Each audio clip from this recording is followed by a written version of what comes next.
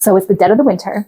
The magic of the holidays has worn off, and you find yourself looking at the calendar being like, how can I even do 2 to 3 more months of this winter? Well, my friends, I am an Alaska resident and Minnesota native. I have lived and survived through decades of winters. And though I used to dread it when I was growing up and all the same, I now love winters. I now revel in the magic and beauty of it. And I'm going to be sharing with you decades of my tips gathered in one format, one video for you, so that you can get out of dreading winter and into thriving, having a vibrant season, actually enjoying it and being present with it. Growing up in Minnesota, I remember the narrative around winter was always negative. It was like, it's snowing, it's so bleak and wet and blah, and I don't want to shovel snow again. There's nothing to do. I'm just tired of winter. And it really does drag on when you are dreading it, right? It took deepening into my spiritual journey that I started to see the narrative at play, and I then chose to try to shift it. So as a mindfulness integration coach, this is also why I felt so called to do this video, because 95% of this is mindset reframe. And then the rest is lifestyle. So you have to shift your mindset in order to bring in those other creature comforts and other perspectives into your world so that you can make winter something that you actually look forward to and be present in. So cozy up, grab a nice warm beverage of your choice, sit back and relax, because we are going to cover 7 of my top favorite winter survival tips. First, let's talk about what the winter conditions are so that we can recreate a little slice of summer heaven, even while we're going through a harsh, dry, bleak winter. So in winter, we have low light going on, right? We have long nights. So low light and long nights are 2 different things. The low light is dimmer lumens, the lumens from the sun. Lower light means less lumens. The second one is the long night, so it sets sooner and rises later, and that can have an effect on our seasonal happiness. And then, in general, factoring into less sun. So looking at these winter conditions, how can we compensate for these subpar conditions? The second conditions that we observe in nature during the winter are the snow, okay? The bleakness of the landscape, and generally white, like a lot of void of color. There's not a lot of bright greens and lush blues and what have you. So there's less variety in the landscape, leading to like less visual stimuli for your eyes to take in. It's generally cloudy. Cloudy days can be tough. I understand that. And then harsh conditions. So that could range from an ice storm to just poor driving or winter conditions, a winter storm rolling through, etc. And then finally, we have, it's cold. It's darn cold. And that never feels good on the body. Things are frozen. They're frozen in a status of preservation. And then generally slow. Things are slow moving. The energy is slow moving. I kid you not, I swear I even drive slower in the winter. I mean, you should anyway, more caution, but I mean like granny slow. The colder it is, the slower I want to be. I don't know if it's because my car, I just feel like I want to take it easy on it. I don't know, but I feel like I think slower. Everything is just slower. And then finally, so dry. It is dry, especially here in Alaska. Okay, so those are the conditions. I just wanted to make sure we call that out, because all of my 7 tips work to try to fill in those lower suboptimal ranges of light, of dryness. So diving into the tips. Number 1, we're going to focus on the first thing everyone thinks about, sun rays. So one of the things that I do and I started to incorporate is one of those happy lights, or they're called SAD lights. Same thing. SAD being the acronym for like seasonal something, effectiveness, depression, something to that effect. So you get one of those lights. And what I like to do when I'm waking up, because you have to wake up when it's still dark, and that can wear down the soul. And also our biological rhythms are set to fire off when we sense those rays. So one way to kind of cheat the system is to turn on your SAD light, your happy light. And some of them are actually timed, so that's great. But when I hear the alarm, I first hit that light so that the light will slowly wake me up. And then within about 10 to 15 minutes, everyone's different. I'm kind of a slow riser. But once I gain momentum, I go hard throughout the day. Anyway, so I turn that light on, and that I notice makes me bright-eyed and bushy-tailed. If I don't turn that on, that I will want to sleep in my warmth and coziness and when it's dark until the sun actually rises, which can be like 10:30 here some days, depending on the day. And then the second thing that I highly, highly, highly recommend, which is a twofold, is plant lights. You can see I have one here. There's actually two in here, and then I have two in my other room. And I also have plants. So I definitely recommend adorning your home with plants. And then, of course, you need the plant lights to support them. But what you're doing here with the lights is you're creating even more lumens, and the plant lights, are set to certain rays so that you can get a broader spectrum of UV rays than what you're going to get from the outdoor natural light during the winter. And then also plants just add vibrancy. I'm not a botanist or anything, but there are tons of benefits for having plants around you. For me, it's the coziness. It's a happy feeling. It's the dopamine.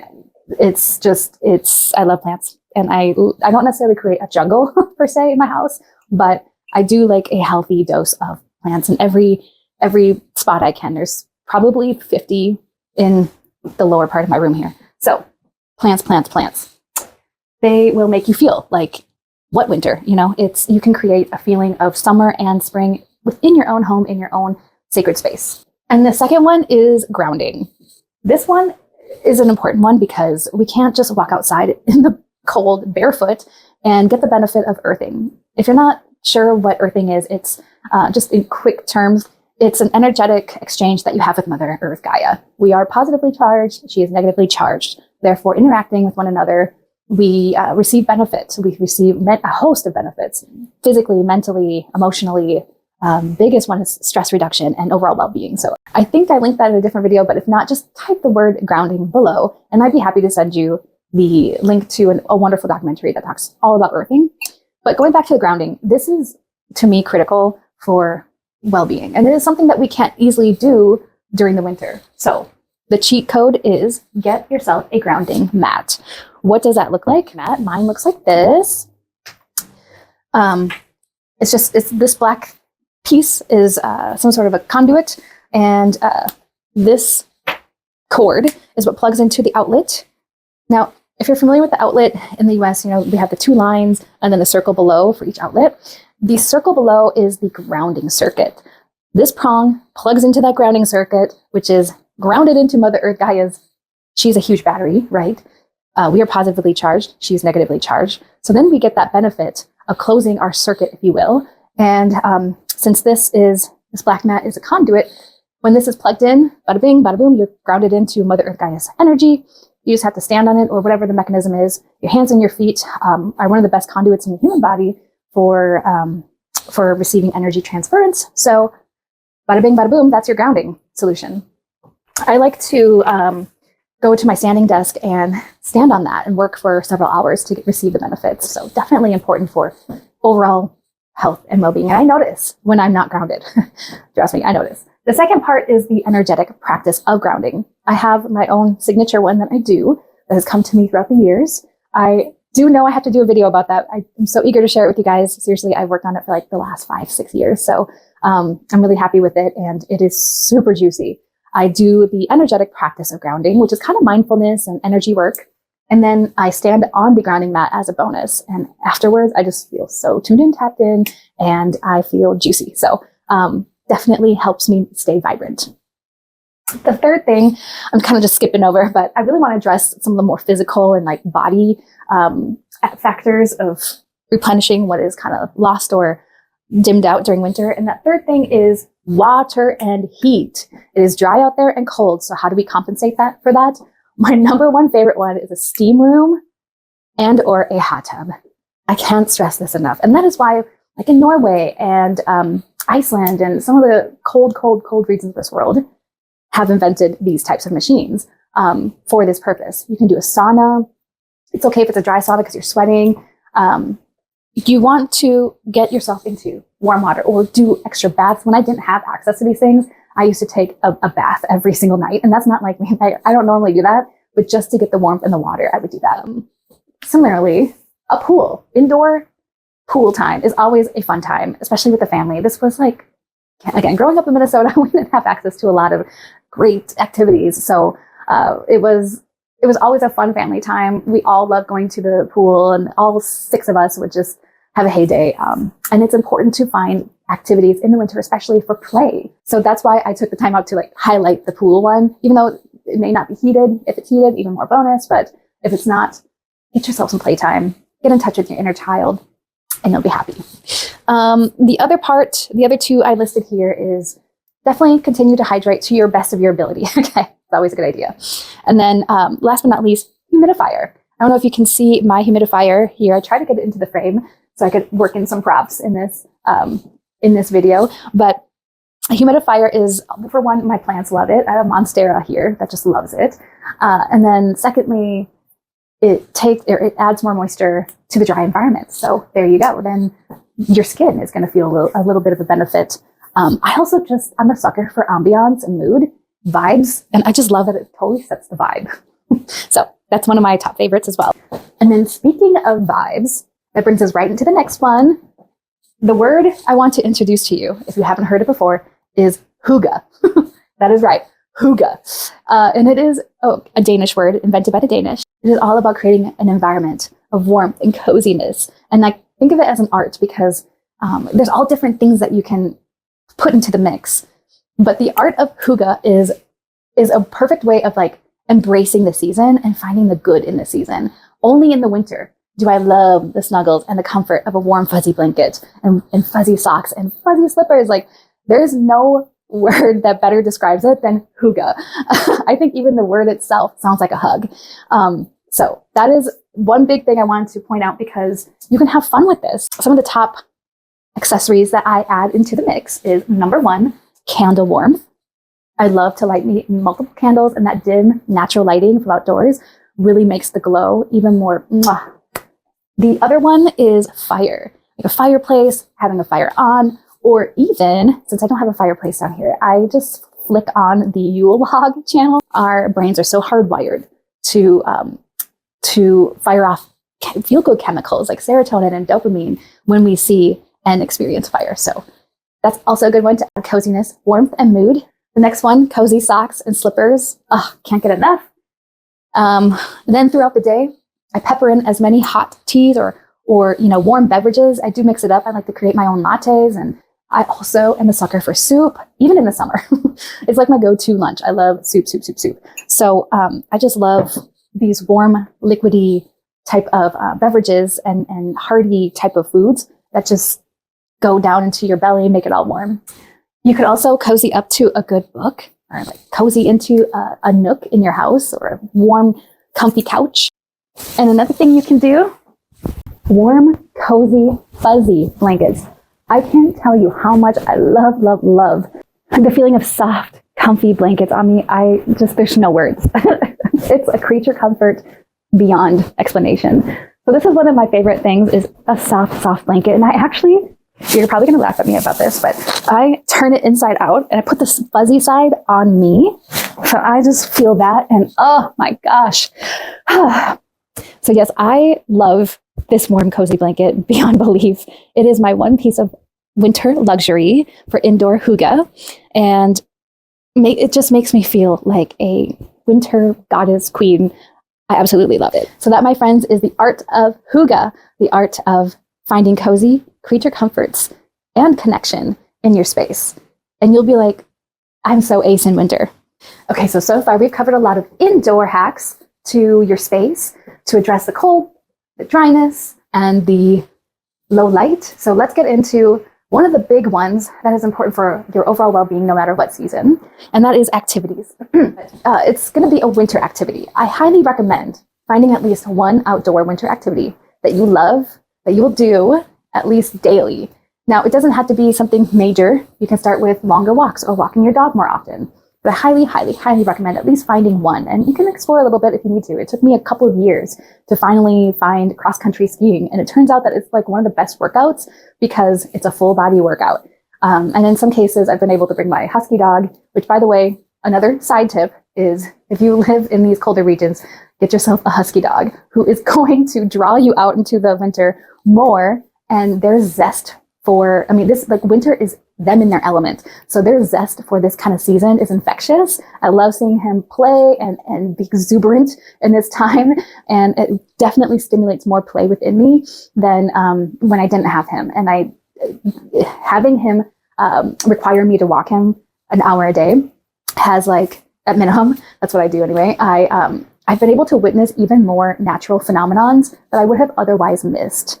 I'm going to tell you a little bit more about that when we get further down the line here. But yeah, pick at least one nature-oriented outdoor activity, because nature, being one with the season, also a way that you can sweat, which is going to give you the body benefit of turning over your lymphatic system. You're getting some cardio in there, heart health, mood booster, releasing pent-up energy, et cetera, et cetera. And I'm not even a personal trainer, but I know these things because I have a body and I want to make sure that it's always in vibrant, optimal health. So that would be my number one recommendation. But here are some other examples to play with. Generally, just working out in the gym, as long as you're sweating, as long as you're getting some cardio at the very least. Toning is also important, but working out, going to the gym at least once a week will keep you feeling vibrant and not dreading the thick of the winter. The second one, sledding. Gosh, I love sledding. I haven't gone, sadly, in a while, but it's like always on my mind. Whenever I go on a walk with Blue, it's like, that looks like a good sledding hill. If you have children, you have even more of an excuse to go sledding and be a big kid with them. So yeah, sledding, definitely one of the top 2 on my list, and it induces play. So that's also important. Skiing and snowboarding, pretty common, right? Finding new adventures in this landscape. I love going to the mountains. It's not always as easy and as accessible in the winter as it is in the summer. It takes a little bit more planning, but if I get the right crew together, I love having and seeing new things in the winter. The landscape is always ever changing. Not every day is the same. It's like a fingerprint. Each day is slightly different. Nothing in nature stays still, per se. There's always movement. We are always moving. The planet's always in motion. And therefore, every day, the atmospheric conditions are different, producing different looks on our landscape. The weather conditions, the light conditions, how water is in different states every single day. It's just crazy. And so, even more reason to revel in the beauty and the magic that is present in every day versus finding the dread, which will bring us into the next thing on deck, which is mindset. Is 90% of this game, my friend. Without mindset, you wouldn't have the inspiration and the desire to shift the rest of your lifestyle and to incorporate more of these tricks and hacks. Mindset is all about finding that tangible beauty that you can see, feel, and witness, even in the harshest of conditions. At least you can appreciate the fact that what's happening on this side of the planet is actually affecting another side of the planet, and vice versa. The Earth is always in a constant state of equilibrium, seeking equanimity, balance. So if you're getting a cold front, know that eventually what will come back up is a warm front. Earth is always constantly moving the hot air to the colder regions and cold air to the hotter regions. And therefore, you also can hold on to a level of hope that there is a warmer day coming soon. Let me just embrace this for what it is today. Bringing or layering deeper into that, finding positive meaning every single day, and in the uniqueness. No day is ever the same. So therefore, it is a blessing to witness. I mean, how can you even make a game out of is the snow looking different today? How did the sunrise look today versus yesterday? They're just, as I know that winter can seem so bleak and white because we're losing a lot of color and therefore contouring and different variety in the landscape to notice differences, but they are there. They're probably a little bit more subtle, but maybe you can make a little bit of a game out of it and hunt for these wonderful new things that are changing and spreading. And it's paying witness to the greater picture. And if you haven't watched my video about the awe factor, we're basically trying to hit at that, but without directly doing a deep dive about it. I will definitely link that in the description box if you're interested in checking that out. But it's huge for stress reduction, and it's even helped PTSD sufferers find a way through it. So really important to find that awe factor each and every day. So here are some things, mindset-wise, that helped me to reverse the negative narrative of oh, it's such a cold day, or it's so cloudy and it's just snowing day in, day out. How can you how can you be offered a different perspective of looking at that thing? So for me, clear days, yes, they are beautiful. But they're also the coldest days, right? Because we don't have the clouds protecting us and creating warmth, trapping heat. So anyway, you probably know how this all works. But yeah, so on a clear day, one of the top two benefits, one of the top two things that excite me, actually three. Number one, you have excellent view for sunrises, sunsets, and those are just beautiful, magical. Pastel sunsets and that alpenglow on the mountains is awe-inspiring. Like it's what I live for in the winter. It inspires me so much that living example of me taking up another indoor activity that feeds my soul is I started to get back into painting, and one of my friends is a certified Bob Ross instructor. Can I show you guys what I painted the other day? Speaking of the alpenglow, this is Bob Ross's techniques and everything, and it allowed me to get my inner artist active. This is what the sunsets look like here on those clear days, and this is what inspired me to make this painting. It's truly all I live for in the winter. Those pastel rainbow sunsets and the way that like coral, orangish, pink light hits the white mountains. Oh my God, it's to die for. It is to die for. About the only thing I do chase in the winter is not summer, but I do chase these sunsets. So that is just beyond magic to me. It's so there are beautiful benefits to even the coldest, harshest days. The other great thing about a clear sky is I like to think we are like so much closer to space. I know that seems weird, but when it's cloudy, we lose touch that we are part of the cosmos. I'm like, we are in a solar system. We are tracking and we are moving through our transits. And there's Pluto. Oh, just kidding. We can't see Pluto. Can we see Pluto? Oh, no. Oh, there's Jupiter. There's Saturn in the sky. We have more access to just seeing straight out space. And I mean, we really are just on a clear day, you are looking right at space. It's only blue because of the light scattering in the molecules, but otherwise it would just be black without the light bending and hitting. So that's just something to revel in. It's like, it's a big picture moment is what I'm trying to get at. It's beautiful. And then thirdly, if it's a clear night, all the brilliant stars twinkling, right? And then if you live in the northern regions and can see the auroras, it's a beautiful opportunity to see the auroras if they're active that night. So many times the auroras have been really active here, but on a cloudy day, so it's like, But speaking of cloudy days, what are the benefits that you can look to in those kind of conditions? Well, when it's cloudy and it's snowing like it is presently right now, I'm looking right at the window behind the camera, I remind myself about how the water that is here is the same amount of water. It is the same water, just cycled in and out with different states over and over for millions of years. It has been here for millions of years and it has contained itself here. It's amazing to think about that. Like, we don't pay homage enough to the fact that like the water molecules shifting from snowflake to water again, or to ice, and then back to snowflake and back, how that whole process has been going on for eons. Therefore, the water that we touch and interact with, even the snow, is millions of years old. It's insane to me. That's beautiful. That's sacred. That's appreciation on a deep level. So on a cloudy day, I just appreciate the fact that, number one, we have a little bit more protection, more heat trapping, so it's a little bit warmer, and the snow, just the water, the appreciation for water. Water is truly a magical gift to us. And I could unpack that for days, but we'll just move on to the next thing.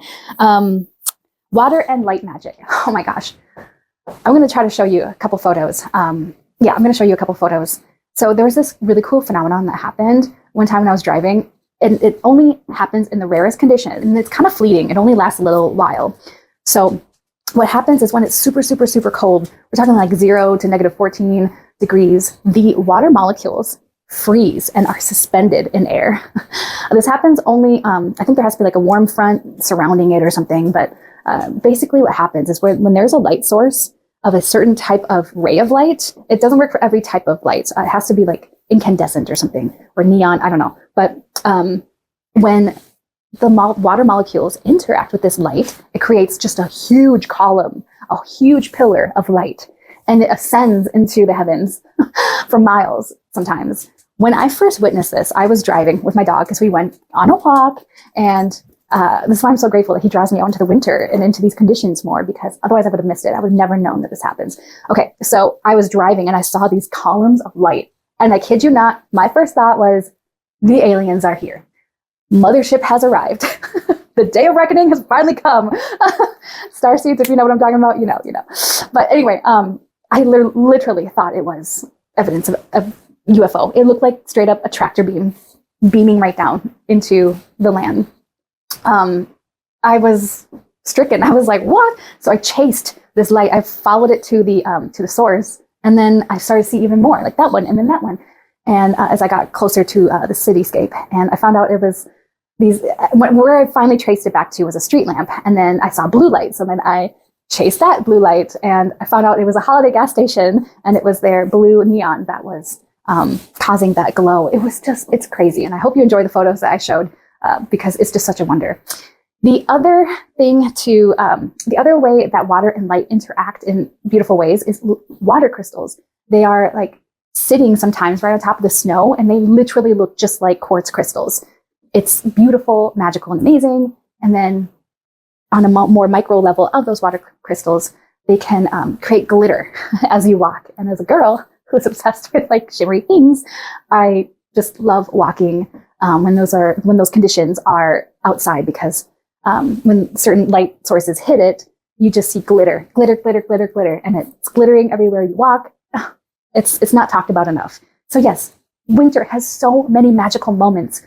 You just have to be open to discover them. And for every day that passes, be able to find the beauty and the nature, being present in the season that you're in. Because winter is not a season of dying. Winter is a season of slowing, of building reserves, and for planning your future ahead. This is the time of year that I introspect the most, and am grateful that I do have this slowdown, because in summer, I am on fire. I am out, tons of energy for days. I'm expending all the reserves that I built up in winter. If I was chasing summer during my winter, I would no doubt hit extreme exhaustion and fatigue probably several times over, and that would not be fun. So trust the natural process, internally and externally. We are constantly in motion. So my last tip is to track the daylight returning. Now, this is something kind of fun I started doing recently, because daylight picks up pretty quickly. The season of summer is not always just about the summer. So people chase the summer being like, well, I can't wait for summer to be here. It's gonna be warmer, more sun. And yes, all those things are true. But the real true feeling of summer, and what we actually look forward to, is the anticipation of the summer. That is more fun than when the season itself arrives. For example, the leading up to summer, all that anticipation, like winter warming up into spring, and spring blossoming into summer. That whole process is all about anticipation. That is what you're tracking here. That feel-good feeling of seeing the progress, more daylight. Hey, the sun is setting a few more minutes later today. It's going to rise earlier tomorrow. And we got 6 more minutes of sunlight today. It's like fun to see that, versus when actual summer equinox arrives, June 21st, that day is actually kind of bittersweet. It's a celebration. Summer's here. It's actually, it's like a Debbie Downer at the same time, because it's like, oh shoot, now we're losing daylight and now we're heading toward winter. And so that's why I say, get wrapped up in the tracking of the daylight returning. Get wrapped up in the anticipation of the feeling. Don't chase the summer feeling itself. Bonus tips. Speaking of the summer feeling, you can actually trick your mind. This is the whole neuroscience. I've done a lot of research about this. You can trick your mind into thinking it is summer. So you can probably get a little bit more feel-good chemical hits like dopamine and serotonin when you do these things. But what I like to do is eat a lot of blueberries. There's a lot of benefits about the neuroplasticity behind blueberries. And I drink watermelon juice because, again, hydrating, extra for the dryness. And I just love feeling like it's summer in winter. Pick your creature comforts and play with this. This is fun and iterative. It's all designed to help you embrace the season that you're in instead of chasing something that isn't here. And then the last bonus tip is, if you can afford it, do a winter getaway. Somewhere tropical. My favorite place is Hawaii. I have done that solo trip, and it has fed my soul for a number of years. I haven't been able to do the last 2 years, but hey, I'm going to the Bahamas next month, and I'm so excited. It's my birthday trip, so I just cannot wait to escape the cold. because, trips are expensive, but if you can afford it, definitely seek yourself out a tropical destination. I hope that these tips help you to rediscover the magic behind winter, to embrace it and to love it versus dread it, not look forward to it. I hope it makes it even more of a season of your thriving, your comfort, than something that you just have to cope with. It's a game changer when you change your mindset. Thank you for sharing this video to anyone else that you think may benefit from it, and for sharing, and subscribing for more videos like this. Do me a favor and please let me know in the comments below what your favorite tip is for winter survival, or what your favorite part of winter is. Thank you so much. I'll see you in the next video.